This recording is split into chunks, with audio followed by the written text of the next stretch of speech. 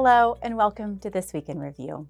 This weekly segment is designed to highlight a few important developments that you may have missed this week, what they may mean for markets, and most importantly, the potential impact for investors.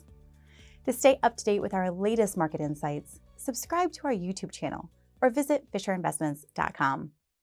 Now, let's review what happened this week. First, a quick October recap. Today marks the last day of October, wrapping up the first month of the fourth quarter. This week, markets notched a new all-time high, and as of this filming, stocks are on track to return around 3% for the month. Notably, this contrasts with October's reputation as the month of crashes. October's featured some famously bad slides, such as in 1987 and 2008, but this isn't the norm. Historically, stocks have risen 61% of the time and averaged just under 1% monthly returns in October. We believe this underscores the danger of anchoring to particularly painful years with market drops and letting those memories overly influence what you expect ahead. We expect stocks to continue rising ahead. Fundamentally, this bull market has many tailwinds. Economic drivers are chugging along amid growing investor optimism. For long-term investors, stocks have plenty to like in this overall fine backdrop. Next, central bank meetings. This was a busy week for central banks, with announcements from the U.S. Federal Reserve, the Bank of Japan, and the European Central Bank. The Fed and the ECB announced rate cuts, while the Bank of Japan announced a hike. The media focused heavily on the Fed's decision, attempting to predict future Fed moves from Chair Powell's comments during the press conference. Many feel that figuring out the Fed's next move is critical to investors. Over the summer, jobs and inflation data made some investors nervous, with some calling for central banks to cut rates to support the economy. But more recently, that concern is flipped. Some now worry the Fed might lower rates too quickly, which could cause lending to heat up and spark inflation again. We believe investors often give central banks a little too much credit for influencing the economy. The cost to borrow is still mostly driven by bank deposits, not by the Fed. And a change in policy rates doesn't guarantee a specific outcome for the economy.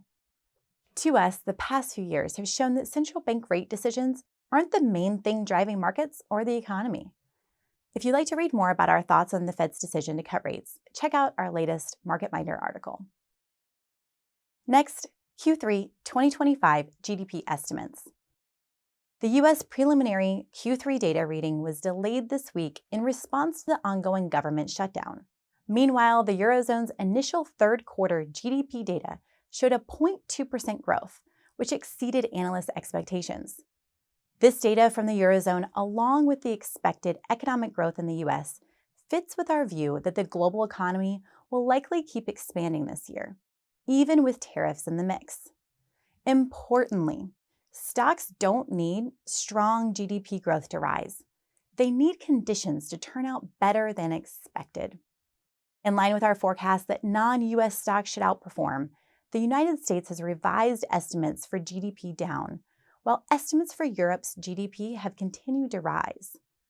Whether headline GDP reading looks good or bad, we believe it's essential to look beyond the surface. Digging into GDP's underlying components gives you a clear picture of how the private sector is performing, and that's what stocks care most about. Finally, trade deal updates. It's been another newsworthy week for trade deals, as trade talks between the U.S. and China heated up, and while the U.S.'s trade dispute with Canada continues.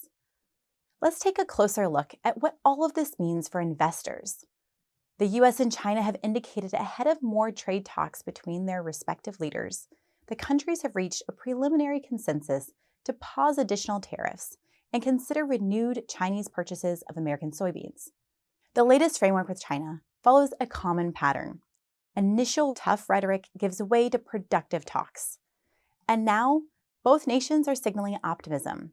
Meanwhile, the dispute with Canada over a television commercial has resulted in new, largely symbolic tariffs, since the majority of the imports remain duty-free due to the U.S.-Mexico-Canada agreement. Recent history suggests this issue will likely be resolved once the ad controversy fades.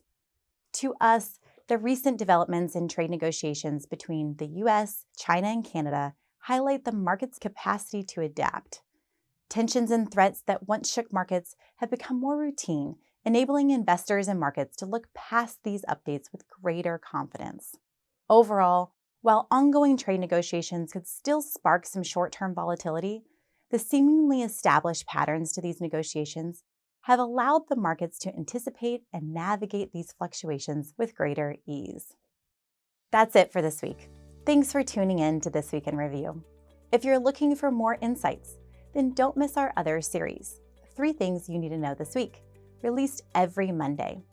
You can also visit fisherinvestments.com anytime for our latest thoughts on markets. Thanks again for joining us, and don't forget to hit like and subscribe.